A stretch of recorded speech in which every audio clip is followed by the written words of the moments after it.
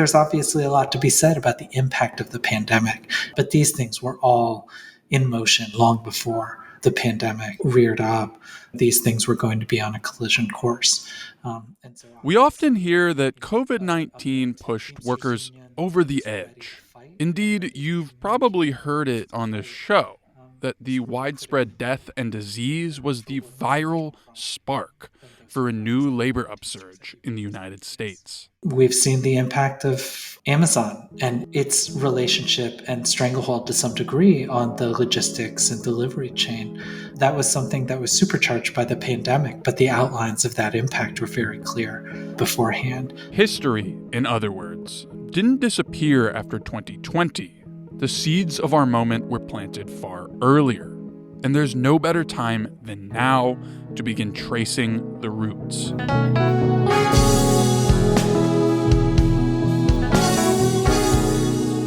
Hello, my name is Teddy Ostro. Welcome to the Upsurge, a podcast about UPS, the Teamsters, and the future of the American labor movement. This podcast unpacks the unprecedented labor fight this year at UPS. In July, the contract of over 340,000 UPS workers will expire. And if those workers strike, which is a real possibility, it will be the largest strike against a single company in U.S. history. The Upsurge is produced in partnership with In These Times and the Real News Network. Both are nonprofit media organizations that cover the labor movement closely. Check them out at InTheseTimes.com and TheRealNews.com, where you can also find an archive of all our past episodes. And now for our short episodic plea, we are a listener-funded podcast.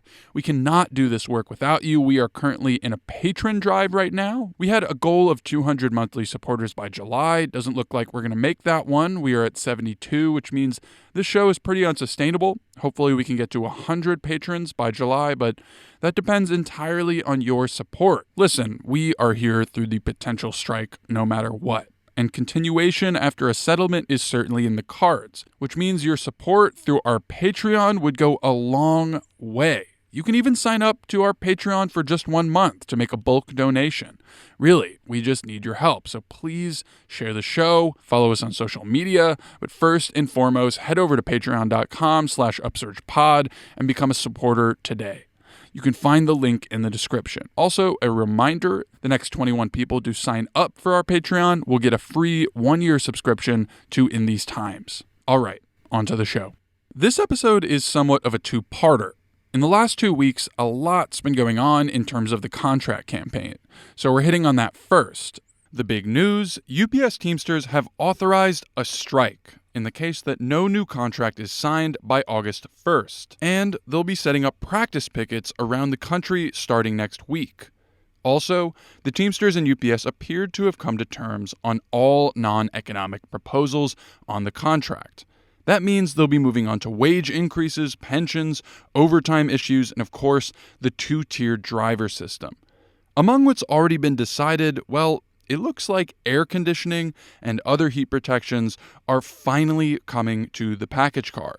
And if you listen to our previous episodes, you'll know that it's been a long time coming. In the second part of this episode, we have a really, really rich interview with Alex Hahn, a longtime labor organizer and the executive director of In These Times. We spoke about the political, social, and organizational legacies of the labor movement between 1997, that's the last time UPSers struck, and 2023, our current moment when they may strike again in much larger numbers. But first, the strike authorization. Last week, Teamsters across 170 locals in the United States took to their union halls and outside their workplace gates to vote on whether or not the National Negotiating Committee has permission to call a strike come August 1st, and UPSers are still without a contract. This was the moment many rank and file were anxiously waiting for. With the help of Teamsters Dom Belcastro and Brian Denning out of Local 162 in Portland, Oregon,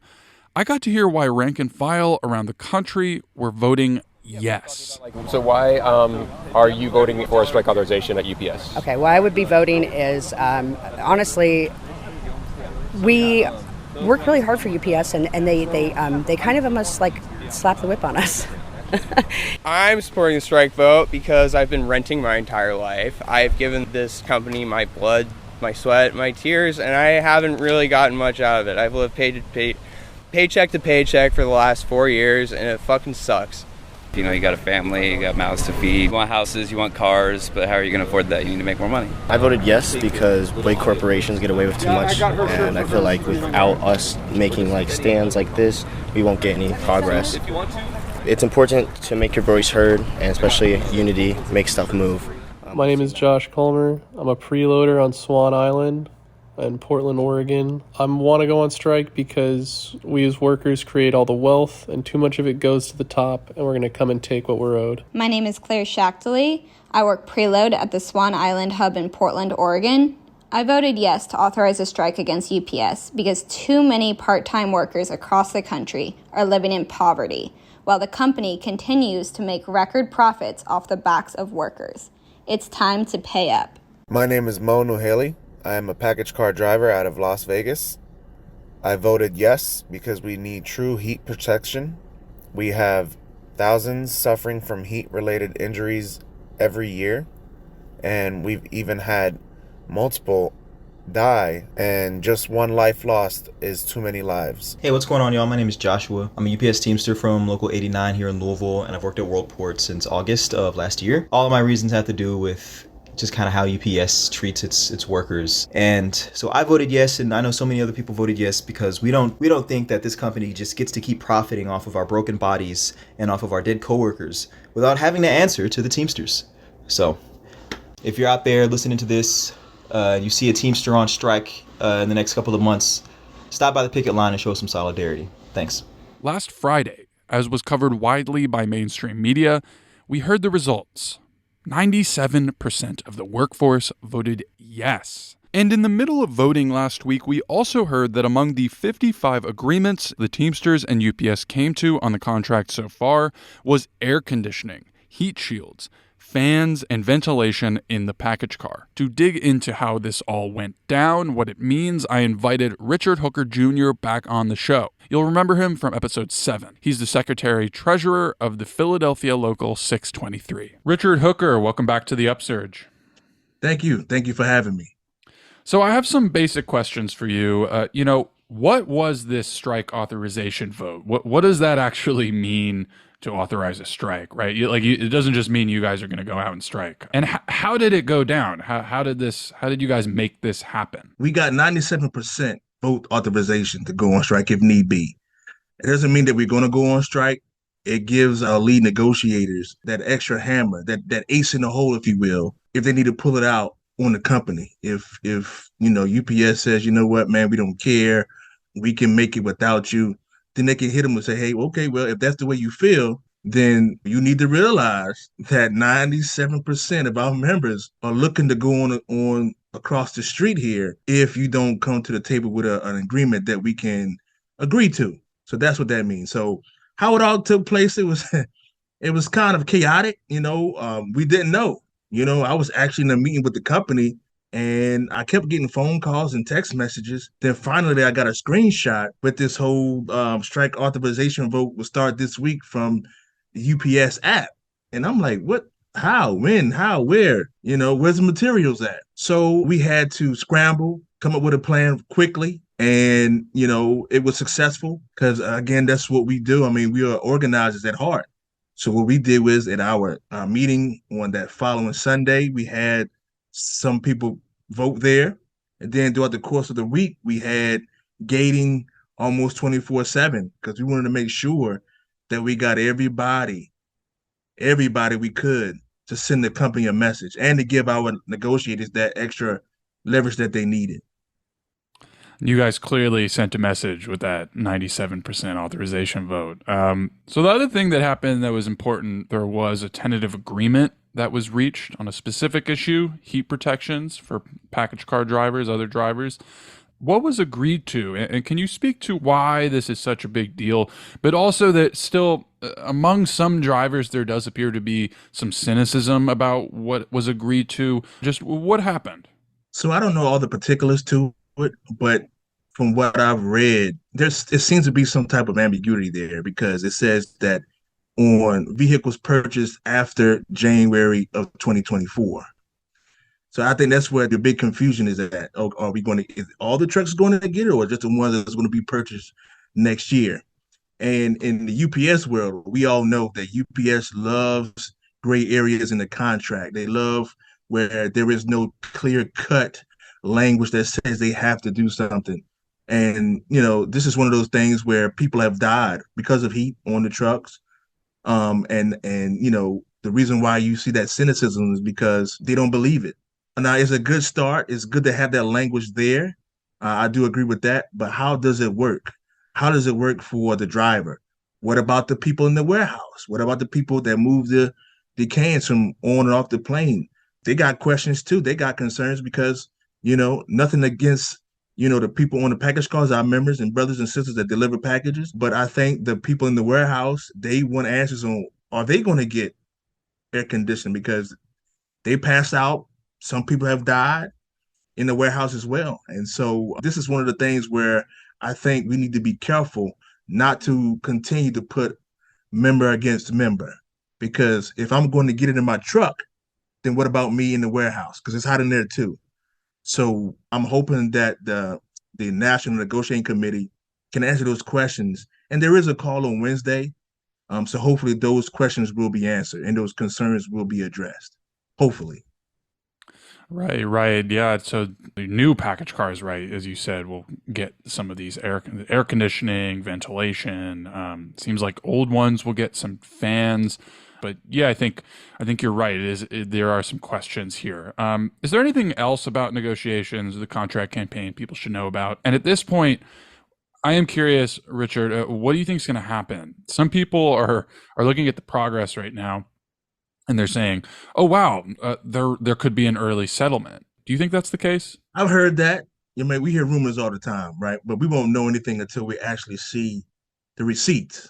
Like I'm under the mindset ever since 2013's contract to just wait until you get it in front of you. I don't really like to believe other people, or I want to see it for myself, right? So I think that when we get the whole agreement in front of us, we actually read it, then we'll be able to decide, is it going to be an early agreement, or are we going to have to go on strike? But ultimately, it's the members' choice. But I will say this about the members: we want to see more and hear more about a lot of the issues that affect us day to day.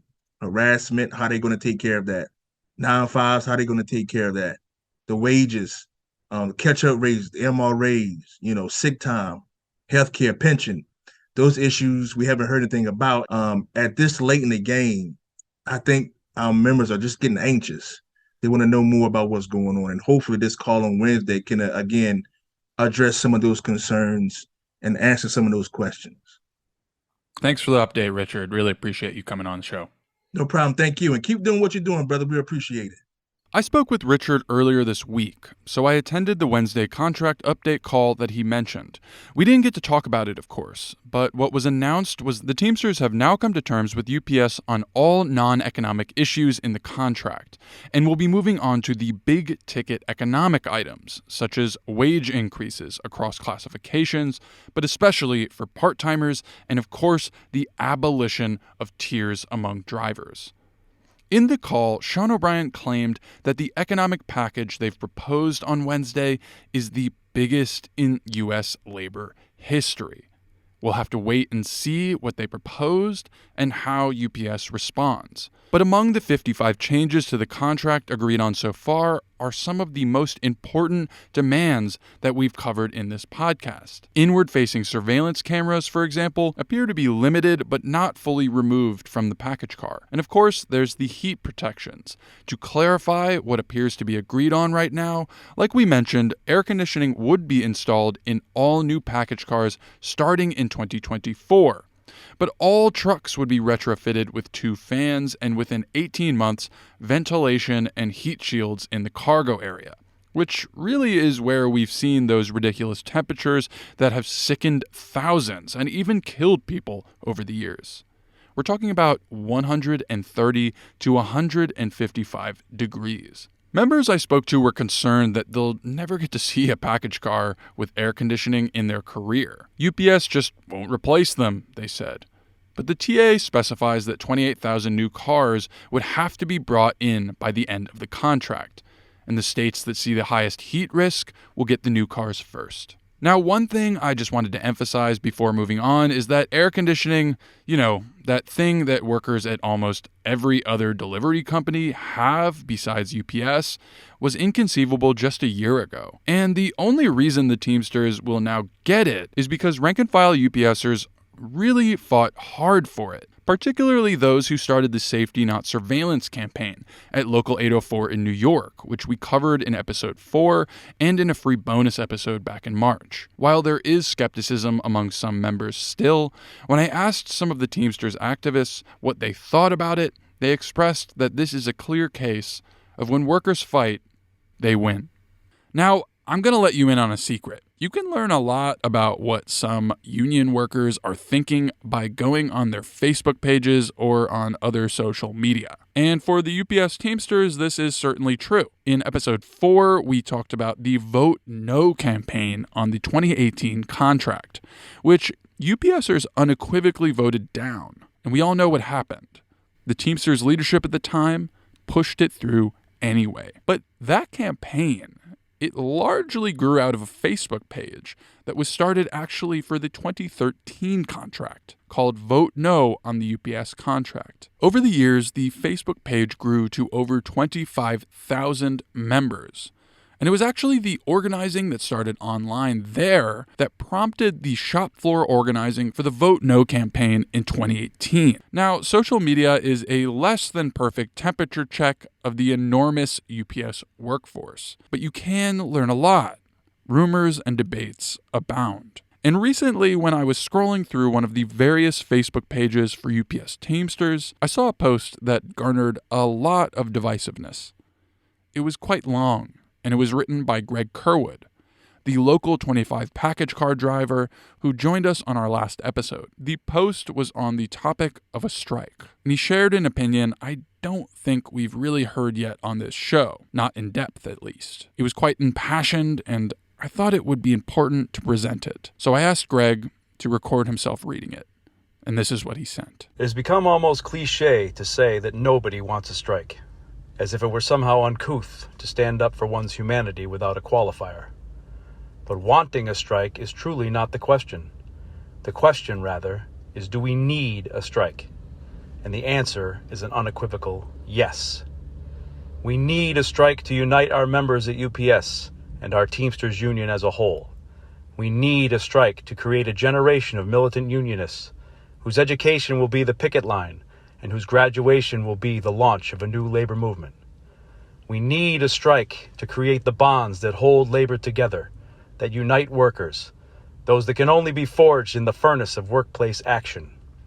We need a strike to energize the entire labor movement, to show workers that they can stand up, that they can fight back, and that they can win.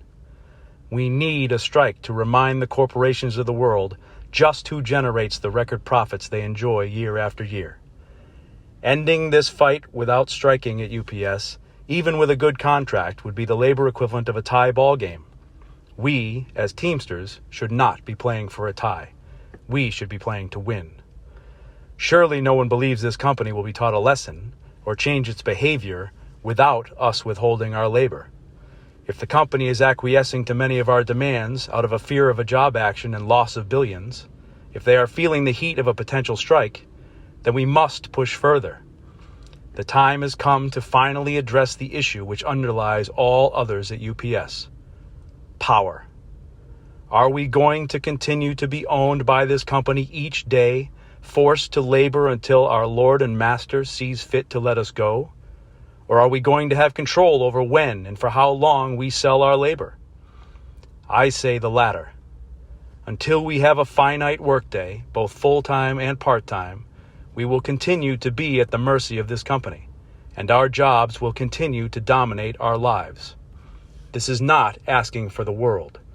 It is simply asking that our employer recognize our humanity, recognize that we need rest and time to recover, recognize that we have families and lives outside of work, recognize that personal time is not a gift, but a basic human right.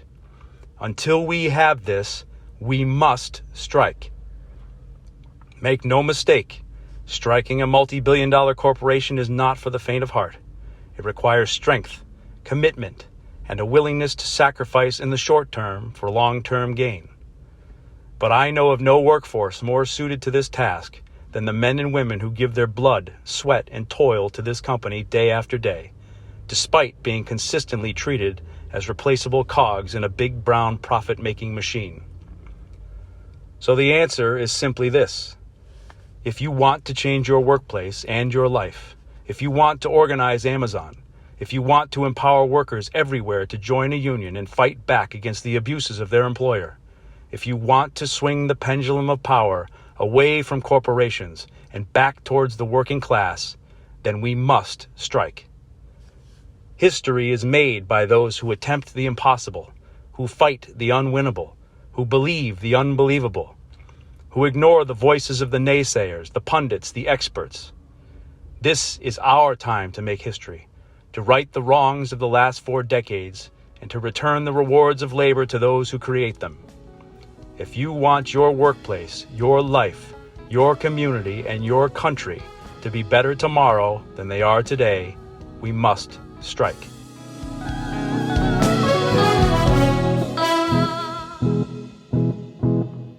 That was Greg Kerwood.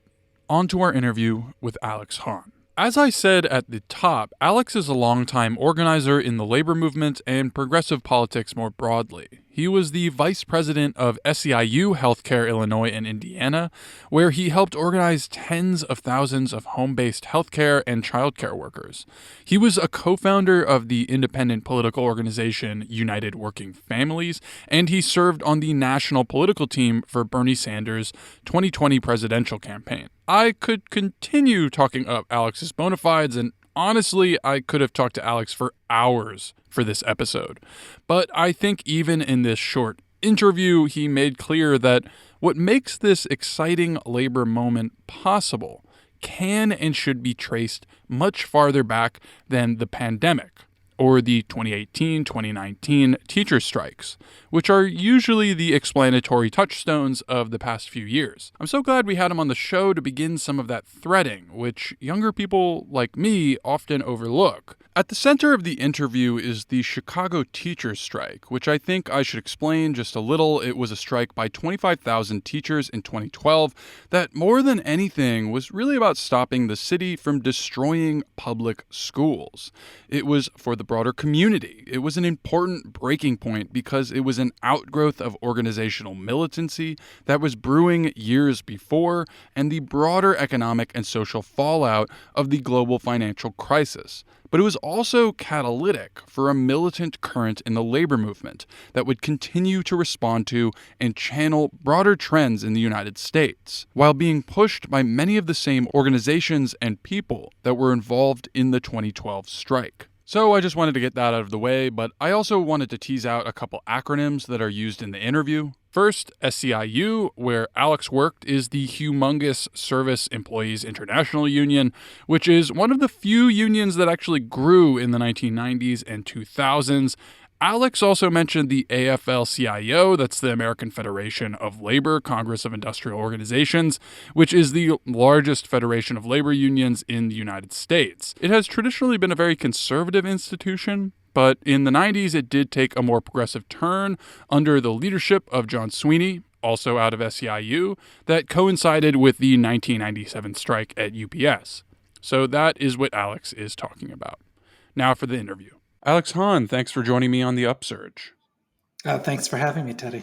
So I'm really excited to have you on because you've been a longtime labor organizer for the past 20 years. And I think something we've missed on this show so far is a tracing of the economic, social, and political themes, and also the organizational legacies between these two high points of Teamster militancy that we have covered on the show.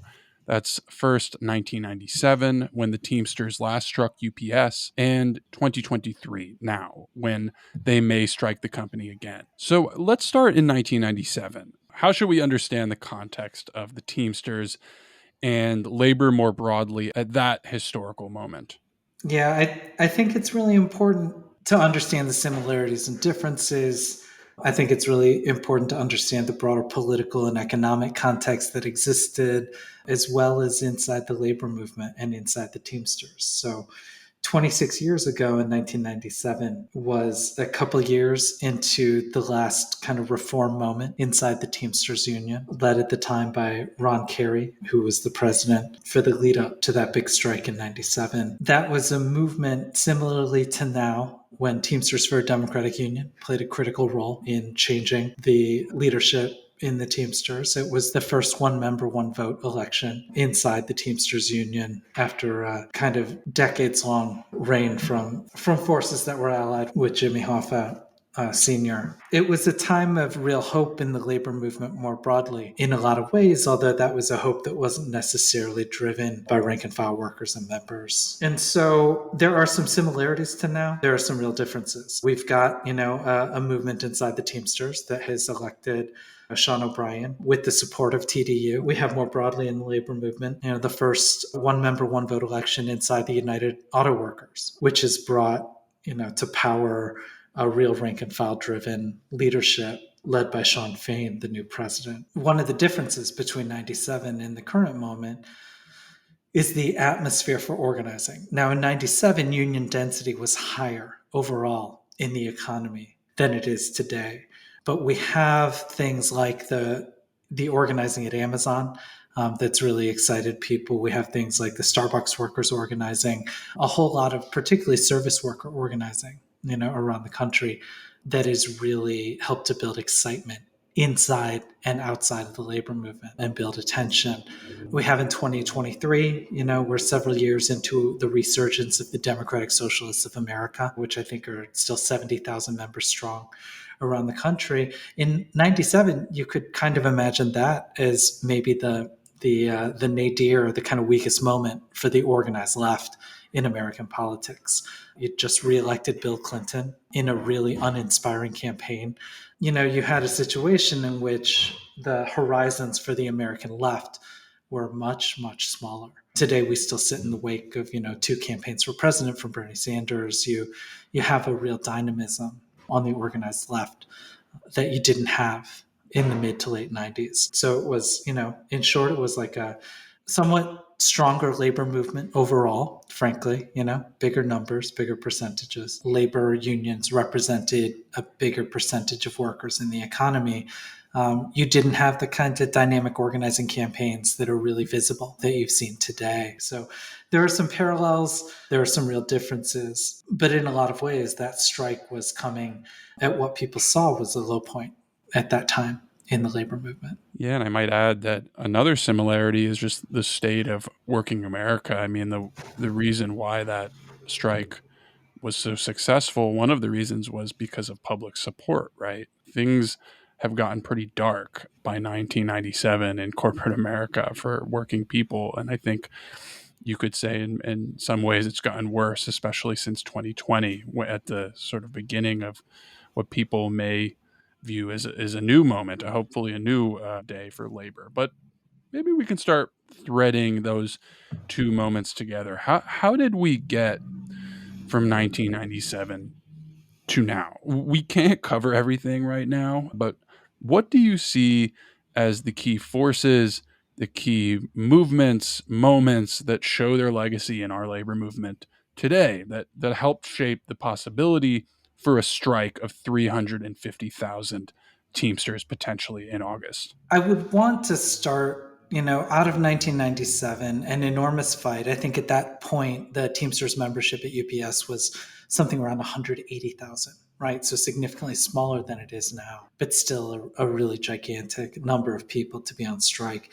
The messaging of that strike was around a part-time America won't work. And so I think that was something, roughly 2 decades into deindustrialization, into a set of economic recoveries in the 90s that were really best felt as recoveries on Wall Street.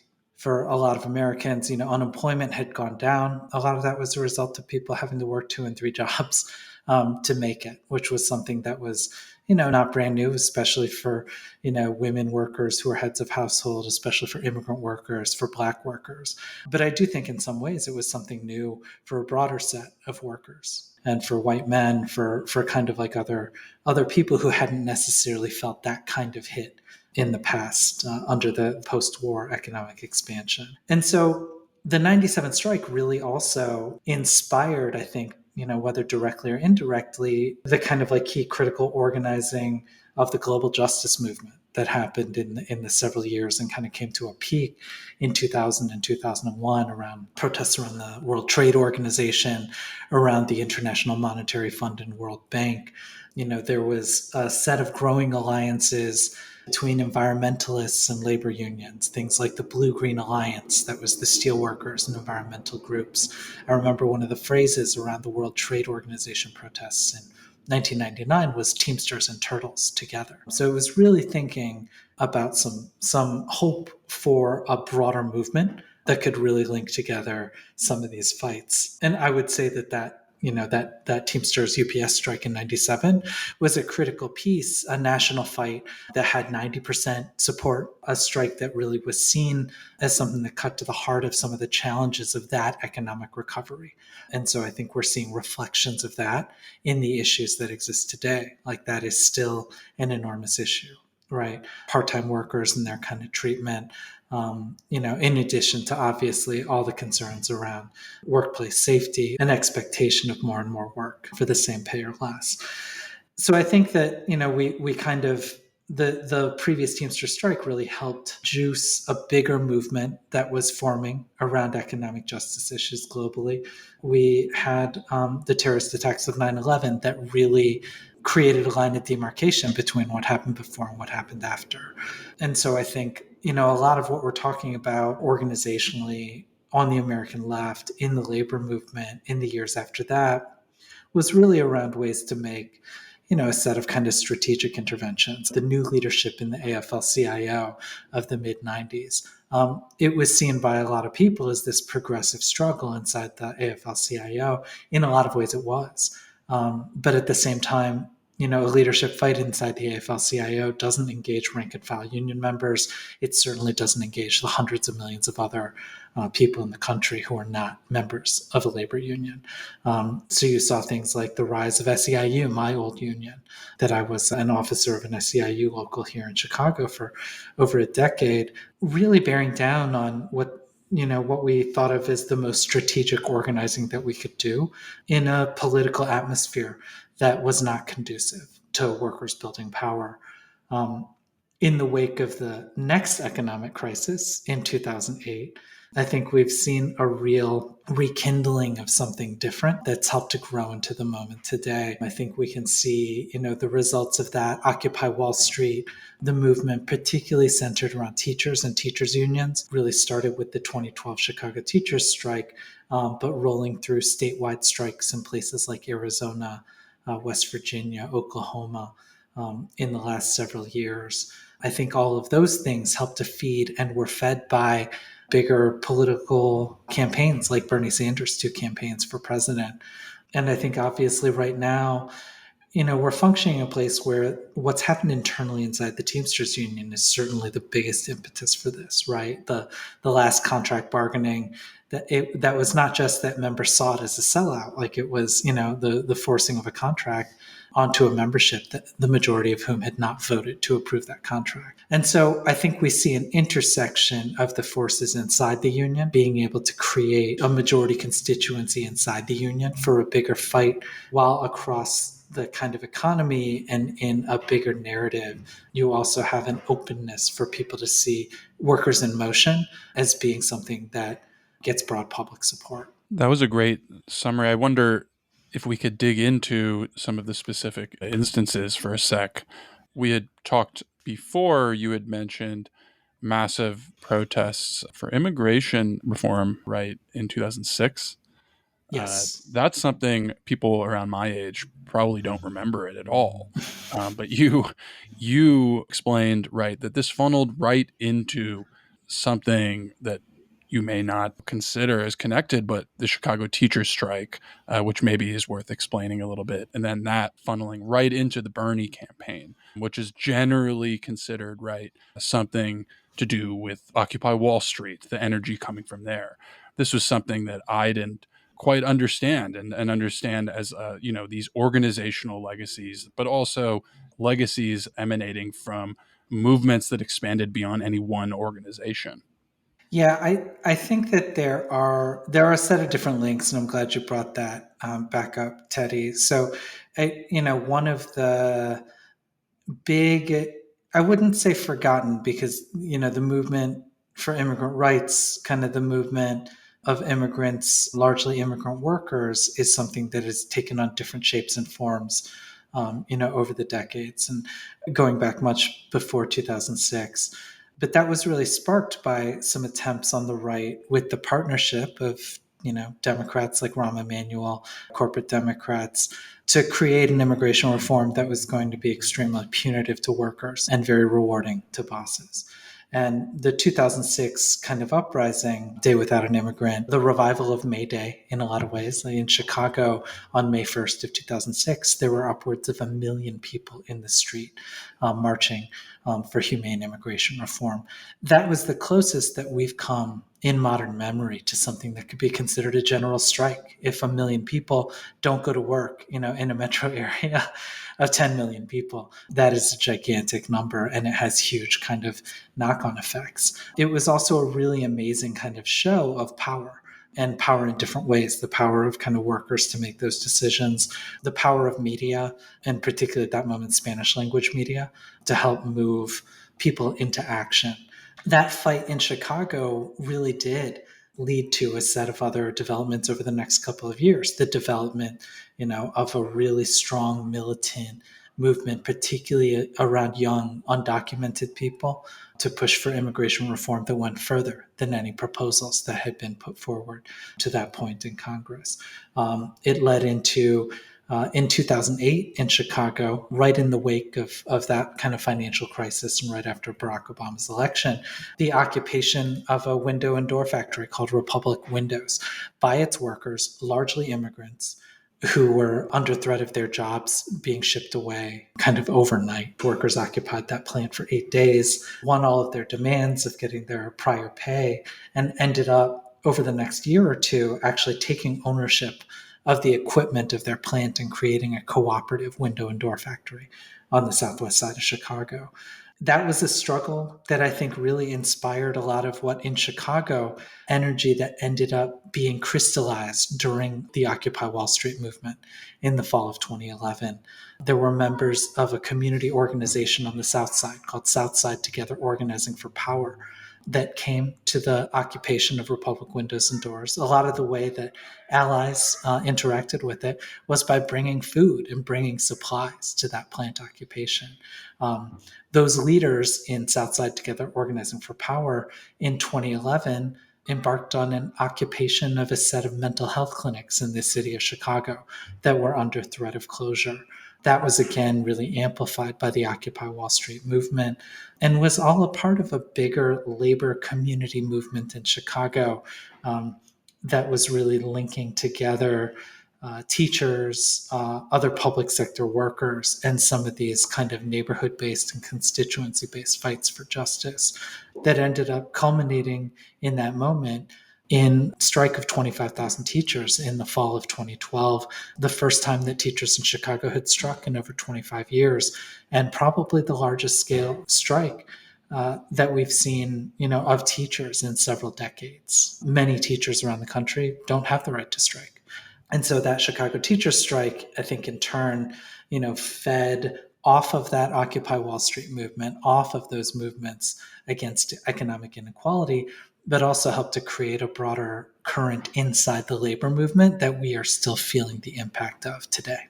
Yeah, I think, right, we can see that expectations were raised for a lot of people. And that moment really funneled into the Bernie Sanders campaign, which seemed to electrify a lot of young people, funneled them directly into Democratic Socialists of America, which is playing a role today in several of the high profile fights, but also maybe in the subterranean struggles we have yet to really see come public.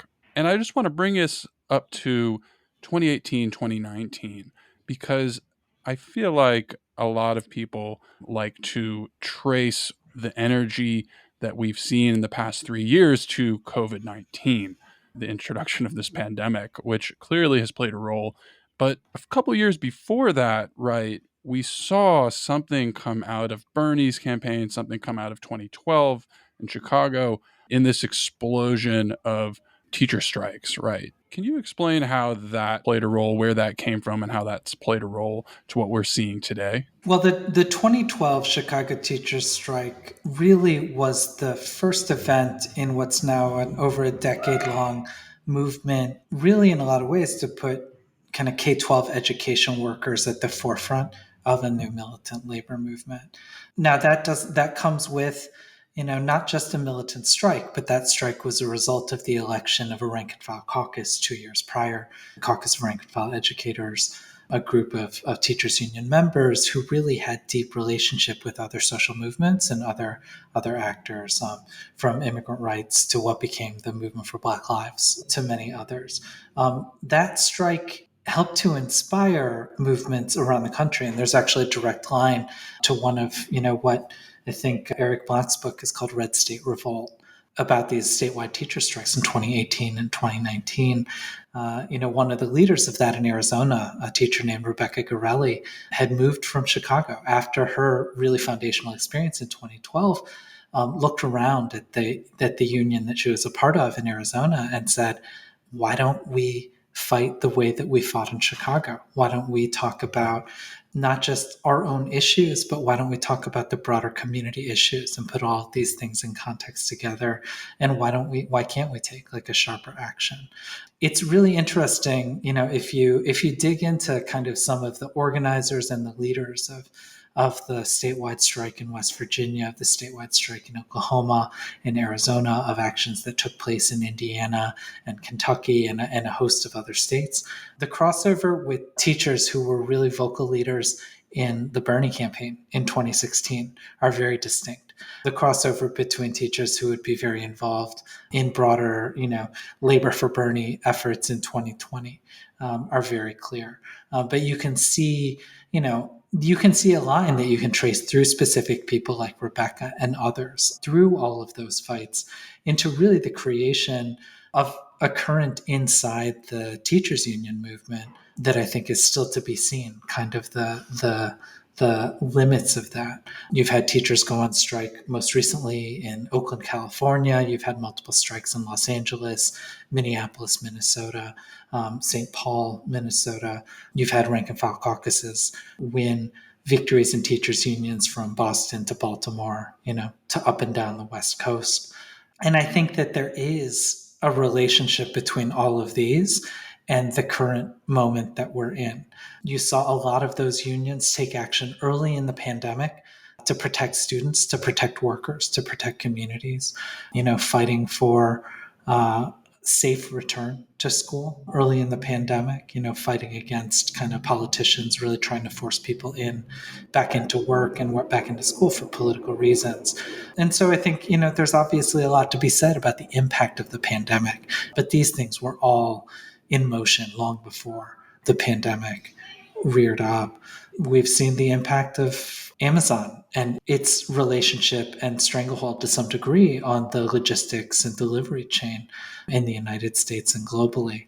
That was something that was supercharged by the pandemic, but the outlines of that impact were very clear beforehand. It was also clear that, these things were going to be on a collision course. And so obviously, a militant Teamsters union that was ready to fight and ready to communicate their willingness to fight was really critically needed for workers much more broadly than those who are represented by the Teamsters at UPS. Each of these unions that we had previously discussed, the UAW, the Teamsters, which, are undergoing reforms right now, or at least greater militancy, the legitimacy lent to reformers in those unions certainly, right, came from the expectations raised before the pandemic and after the pandemic. when we reached a breaking point among, different people, including teachers, everyone from teachers to, I think, logistics workers who were put on the front lines of something that could lead to death. But I want to move back actually in time. Well, not quite exactly, but something you were involved in right in 2012, the Chicago teachers strike. You were at SEIU at the time, but something I think is really important that we haven't touched on in this show is what's called bargaining for the common good. And this is both a specific network you were involved in Chicago or are involved in, but it's also a greater framework for labor unions to use their leverage beyond the workplace specifically. This isn't something we've seen much of yet in the Teamsters union. We are starting to see it, right? But in closing, can you explain what bargaining for the common good is? What we should learn from that strategy, and why it is so integral to not only a successful labor movement, but also to successful social justice movements more broadly? Yeah, I think the simple answer to what bargaining for the common good is it's a framework in which workers use their leverage to win victories that go much more broad than the bargaining unit. Bargaining for the common good, in the way that I think of it, is really bringing things back to some of the core of what the labor movement was and what it represented at the times of its greatest expansion and the times of its greatest impact. I think about the labor movement, of the civil rights movement. And the labor movement certainly wasn't unified in its approach to the civil rights movement. But unions like the UAW were critical elements of a coalition to help build a civil rights movement in this country. I think of back to through the history of the Teamsters, to the 1934 general strike in Minneapolis, Minnesota, that was launched by Teamster truck drivers, local delivery drivers, where their purpose was not, can we win the best deal for our members? Their purpose was really in thinking about their leverage as workers who are delivering goods, in being able to create a much bigger battle. So in a lot of ways, labor exists in a legalistic framework that was not designed in order to build worker power. It was designed at best in a compromise to be able to create a predictable environment for capital to exist in and grow. When we think about bargaining for the common good, we're also thinking about breaking out of some of those legalistic frameworks that have been forced on workers, that have been forced on unions, but that have existed for so long that, some people think of it as, it's how the sun rises and the sun sets. That's just how things are. That's not how things are. That's not how things have been at the moments when workers have created the biggest change, both in their own conditions and much more broadly for the community. I do think of the 97 strike as a moment the Teamsters were bargaining for the common good. There's no other way around it. To say part-time America, isn't going to work. That was something that reverberated much more broadly, just like I think some of the ways that they're messaging and communicating the issues that they face. Those are issues that directly and indirectly impact millions and millions of other workers. When we have a big enough chunk of workers in the right place who are able to improve their own living standards, the fate of every worker in logistics, is tied to what happens at UPS. So I don't like to think of bargaining for the common good as something that is separate from what workers want, what workers need, and the tactics that actually are going to help them win. Because it is true that creating that kind of public opinion where 90% of the public supports you, pushing in that way is a part of what is going to help workers win in a fight like this right now. Alex Hahn, thanks for joining me on the Upsurge. All right, thanks, Teddy.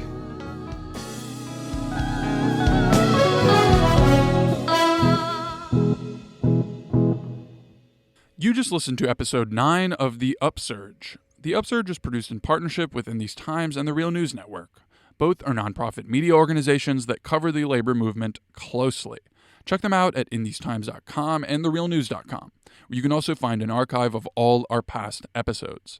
You can also show your support by sharing the episode on social media, giving us a 5-star rating, and writing a review. Follow us on Twitter at Upsurge Pod, Facebook The Upsurge, and you can also listen to us on YouTube at The Upsurge. But the best way you can show your support is by becoming a patron of the show at patreon.com/UpsurgePod. We are listener supported and can't continue without you. Please help us get to 100 subscribers by July.